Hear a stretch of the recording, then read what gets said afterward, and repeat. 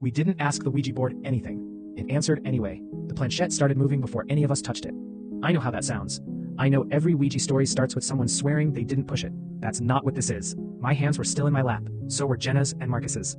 We hadn't even finished arguing about whether this was a stupid idea. The board was already spelling something. S-T-O-P. Jenna laughed, sharp and nervous. Okay, who's messing with us already? No one answered. The candle between us flickered hard, bending like something had breathed on it. The room smelled faintly of burnt matches and dust. We were sitting on the floor of my flat, lights off, windows closed. It was just after midnight, Marcus's idea, because that's when it's supposed to work. The planchette slid again. N-O-T-Y-E-T. My stomach tightened. That's enough, I said, reaching forward. We haven't even. The planchette snapped to the center of the board so fast, it knocked the candle over. Wax spilled across the letters, hissing softly as it hit the floor. The room went dark, except for the faint glow from the streetlight outside. Something shifted in the corner. Not a shape, not a shadow, just the sense that the corner was suddenly occupied. Marcus swallowed. No one laughed this time. I grabbed my phone and turned on the flashlight. The beam cut across the walls, the couch, the door. Everything looked normal. Too normal. The kind of normal that feels staged, like a set after the actors have left. When I lowered the phone, the planchette had moved again. H-E-L-L-O. Jenna's hands were shaking now. We didn't say hello. The board answered anyway. I felt a pressure in my ears, like when you change altitude too fast. The air in the room went thick, hard to breathe.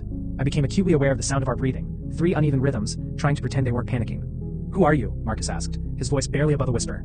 The planchette dragged itself slowly, deliberately, as if whoever was moving it wanted us to feel every second. N-O-T-W-H-O. The candle flared back to life on its own. The corner of the room darkened, swallowing the light. I had the sudden, overwhelming urge not to look directly at it, like my brain was throwing up warning signs faster than I could process them. What do you want? Jenna asked. The board paused. Then the planchette slid in a wide looping circle, before settling on the letters. Y-O-U-D-I-D-N-T-A-S-K. The temperature dropped, not gradually, instantly. My breath fogged in front of my face.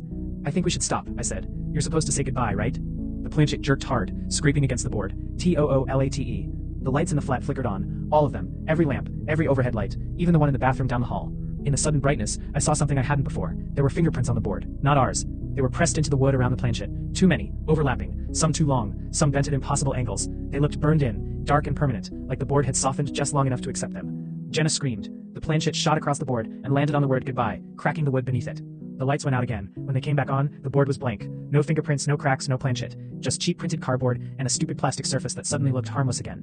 We didn't talk about it after that. We cleaned up in silence and went our separate ways. I tried to sleep. I failed.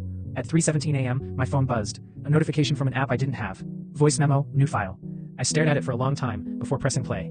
Static filled the speaker at first, then breathing. 3 breaths, not mine. Then a voice, close and quiet, like someone leaning down beside my bed. We said hello. My screen went black. The room didn't feel empty anymore.